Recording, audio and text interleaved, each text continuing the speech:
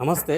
జాగృతి జనమాట కార్యక్రమంలో భాగంగా మనతో పాటు తెలంగాణ జాగృతి అధ్యక్షురాలు కవిత గారున్నారు. అక్క ఒకవైపు ఫ్యూచర్ సిటీలో గ్లోబల్ సమ్మిట్ జరుగుతుంది. 2047 విజన్ ఆధారంగా జరుగుతుంది. మీరేమో నియోజకవర్గాల వారీగా ప్రజల దగ్గరికెళ్తున్నారు. ప్రజల సమస్యలు తెలుసుకుంటున్నారు. సమస్యలను కూడా లేవనెత్తుతున్నారు. ఏంటసలు? గ్లోబల్ విషయాలు తెలియాలి. గ్లోబల్ విజన్ ఉండాలి. కానీ లోకల్ ఆచరణ ఉన్నప్పుడే సక్సెస్ అనేది అవుతుంది. లోకల్‌గా మనం పని చేయకుండా గ్లోబల్ గురించి గొప్పలు చెప్పుకుంటూ పోతే ప్రజలకైతే ఏం ఉపయోగం ఉండదు. ఉదాహరణకి ఇవాళ గ్లోబల్ సమ్మిట్ జరుగుతుంది. పెద్ద పెద్ద మాటలు మాట్లాడుతున్నారు.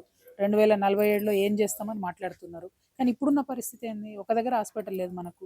అసలు ఆకాశానికి ఏదో ఉట్టికి ఎగరలేనమ్మ ఆకాశానికి ఎగిరిందట అన్నట్టు హాస్పిటల్ పెట్టడం చేత కాదు గానీ గ్లోబల్ సమ్మిట్ చేస్తాం మేము.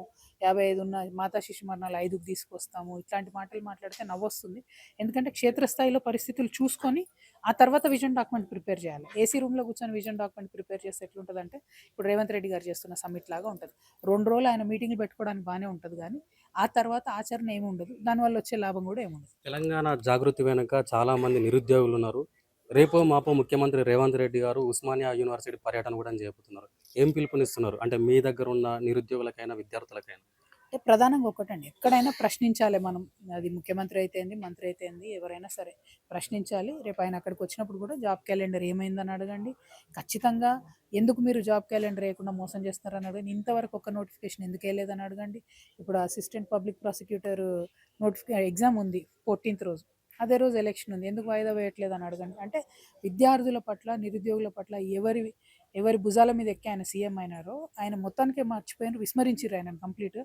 కాబట్టి ఖచ్చితంగా నిరుద్యోగ యువకులు మేల్కొన్నారు, ప్రశ్నిస్తారు వారిని. ఈరోజు జనం బాట కార్యక్రమంలో భాగంగా మీరు మేడ్చల్, మల్కాజ్గిరి, కూకట్పల్లి నియోజకవర్గాలు పర్యటించారు. ఎటువంటి సమస్యలు బయటకొచ్చాయి? జనం ఏం చెప్తున్నారు దీని గురించి? మేడ్చల్, మల్కాజ్గిరి మొత్తంలో హైదరాబాద్ నీడలో ఉంటదండి ఇది. అంటే హైదరాబాద్ మీద కంప్లీట్‌గా ఆధారపడి హైదరాబాద్‌లో వెళ్లి జాబ్ చేసుకొని వచ్చేవాళ్ళు, హైదరాబాద్ బేసిస్‌గా వ్యాపారం చేసేవాళ్ళు. టోటల్ హైదరాబాద్ మీద డిపెండెంట్ కాన్స్టిట్యుయెన్సీ.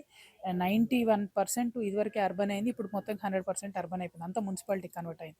సో ట్యాక్సులు పెరిగినాయి. కానీ ఫెసిలిటీస్ మాత్రం ఇంతవరకు పెరగలేదు.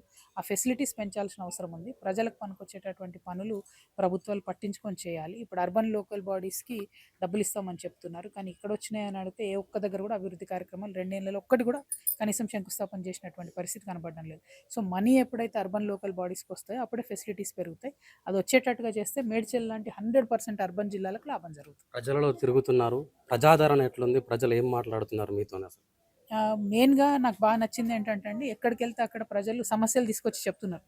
అంటే ఒక మనిషి దగ్గరకొచ్చి వాళ్ళు సమస్యలు చెప్తున్నారంటే అర్థం ఏందంటే, ఓకే. వీళ్ళు ఏదో ఒకటి చేస్తారు, దీని గురించి మాట్లాడతారు, పట్టించుకుంటారనే భావన ప్రజలకొచ్చింది. అది బిగ్గెస్ట్ సక్సెస్ అని నేను అనుకుంటున్నాను.